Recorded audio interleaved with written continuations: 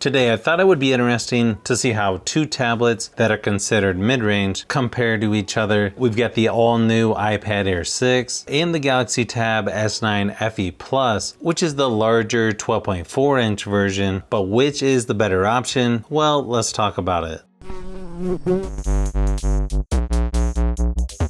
As far as pricing goes, they both start at $599, although you can find both of these a little bit cheaper. Obviously, you can go even cheaper if you get the regular S9 FE, but I thought the Plus version would be interesting considering it starts at the same price as the iPad. Both tablets start at 128 gigabytes of storage, and they both have 8 gigabytes of RAM. You can also expand the storage with a micro SD card on Samsung, where you don't have that option with the iPad. They almost come in the same color options as well. One advantage for the iPad is you can get up to 1 terabyte of storage, where 256 gigabytes is the max for the Galaxy Tab. One advantage for Samsung is it comes with the S Pen included, where you have to pay extra for an Apple Pencil. Both tablets have an IPS LCD display. The iPad has a 10.68 inch with 2360 by 1640 resolution versus a larger 12.4 inch display on the S9 FE Plus with 2560 by 1600 resolution. The iPad is 500 nits brightness, 600 nits for the Galaxy Tab, 720 nits outside brightness for Samsung, and then 90 Hz refresh rate on the Galaxy Tab, 60 Hz for the iPad. They both actually look pretty good in person, but you'll notice the different aspect ratios. Some people may like the widescreen look for Samsung, while others prefer the more squared or boxy aspect ratio of iPads. You'll notice the Galaxy Tab does look brighter than the iPad. The Galaxy Tab is fairly thin for its size at only 6.5 millimeters. The iPad is a little thinner at 6.1 millimeter. The Galaxy Tab is also about 165 grams heavier, so that's something to keep in mind as well. If you plan on watching a lot of YouTube videos, I kind of lean towards Samsung, but for most other streaming apps that fill more of the screen without zooming in, I feel like both are good options.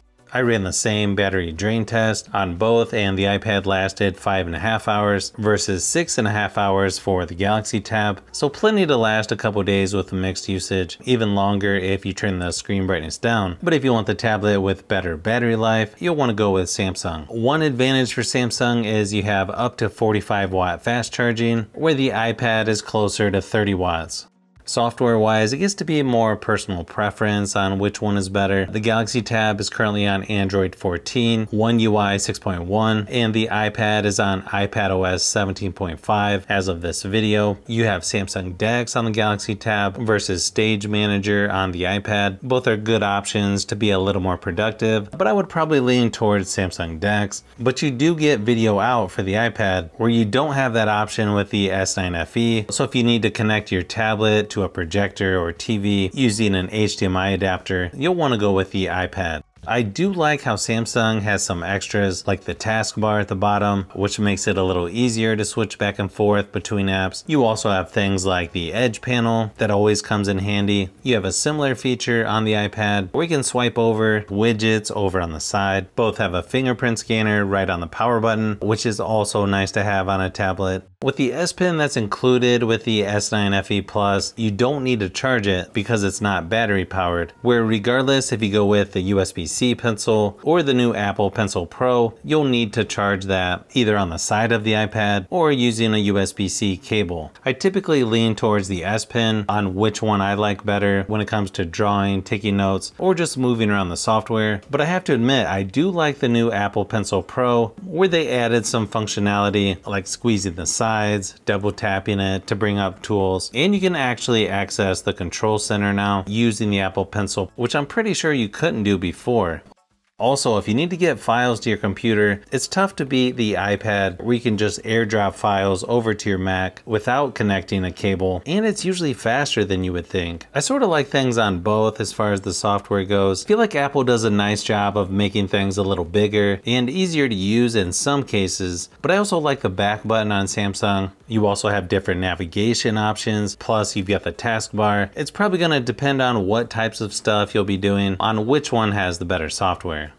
Now, one big difference between these two is going to be the performance. It's going to be tough to beat the new iPad Air, considering it's got about twice the multi-core score as the more expensive Galaxy Tab S9, let alone the S9 FE. And when you look at the GPU score, I mean, almost 42,000 compared to 3,000 for the Galaxy Tab. It's going to be a pretty easy win for the iPad as far as performance goes. Same thing with gaming. I think you can play most games at higher settings on the iPad versus the Galaxy Tab, but the Galaxy Tab still has decent gaming performance, and I don't think you can go wrong with either, especially if you're just doing most basic things. But yeah, if you want the more powerful tablet, the iPad wins this one pretty easily. Now, when it comes to the speakers, you have one on each side. Apple does try to make it look like two speakers on each side, but if you put your ear up to the speaker, you'll hear sound from only one speaker on each side. They both have pretty good sound quality in my opinion. They could probably use a little more bass, but the Galaxy Tab is gonna sound a little louder, especially if you turn on Dolby Atmos. But here's a quick sample just to give you an idea of what they sound like.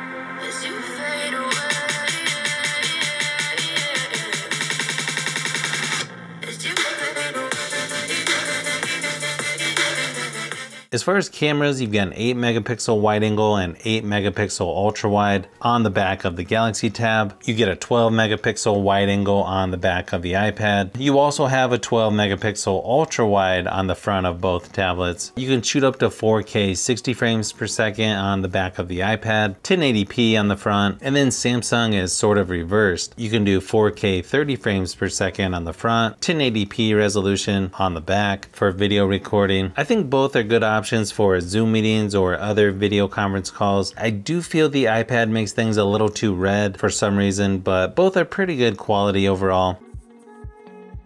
So as you can see, there's a lot of things to consider between these two. Different screen sizes and shapes. One has a pen included, one has video out, and so on. So it may depend on which features are more important to you, because both are pretty good tablet options in my opinion, but they go about things in a little bit different way. If you like tablets, I've got a lot more videos that I'm working on, so you'll want to keep an eye out for those upcoming videos.